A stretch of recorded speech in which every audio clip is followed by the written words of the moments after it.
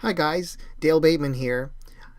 On today's episode of letsgetsocialcanada.com, I'm going to talk to you about social networks and how you should get familiar with them before you start using them in your social campaigns for your small business. Please stay tuned.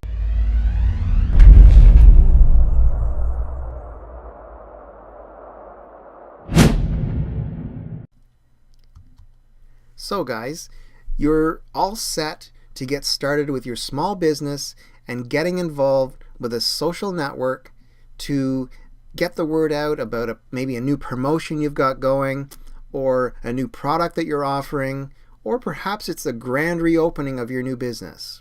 Whatever the case may be, let me assure you, social networking is definitely a great thing to do for your small business. It's a great way to get a single message out to really millions of people at a given time. But you have to be careful especially when you're getting started, to make sure that you understand all the ins and outs of all the various types of social networks that you plan to use. First up, you have to check all the rules and regulations, because they all have their own and they're all slightly different. So getting familiar with all those is really your first step, because you don't want to start doing things that are potentially going to get you banned. And if you didn't know about it, then it's too bad. But that tends to happen to a lot of people. They just go in there willy-nilly and they start posting things or updating their statuses and sending things out that really don't follow that particular social network's rules and regulations. So make sure that you check into that first before you get started. Next up, just getting a sense for how that community works, because really you have to remember you're getting involved with a social community. And then there's people in there who've been there for quite some time, and they are very accustomed to the way things work and the way that certain protocols and the way certain things happen within that social network. So you have to make sure that you're abiding by those same sorts of things or qualifications, whatever you want to call it. In other words, if it's normal for people to put a hashtag in their post, then it's something that you should do.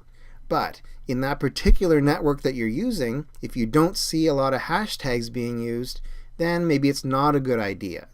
Okay? So, really guys, what I'm getting at is, to get the best overall results from all your social media marketing, you should use a social media manager. And that's where I come in. I'd be happy to sit down with you, chat about what your needs are for your small business, and we'd come up with an action plan for success to get you more involved with social media and all these other social networks that are out there. It's very easy to do. Just get in touch with me through my website at letsgetsocialcanada.com. I've got lots of great information there for you. You can sign up for my free e-course. It's a regular $47 value, and I'm giving it to you for free. You can go through the motions with that, get a little more accustomed to how social media works, and also read up on all my other blogs and check out all the information you need to get started. Okay?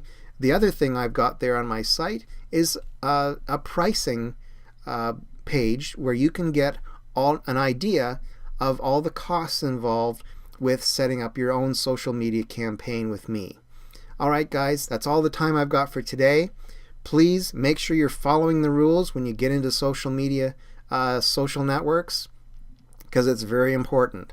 You will get banned, and I don't want to see that happen to you. Failing that, please get in touch with me. If you're watching this on YouTube, subscribe to my channel. You'll get all my weekly updates, and I hope to talk to you soon about getting your company more involved with social media marketing. Until then, my name is Dale Bateman, and I'm wishing you a fantastic day. Bye.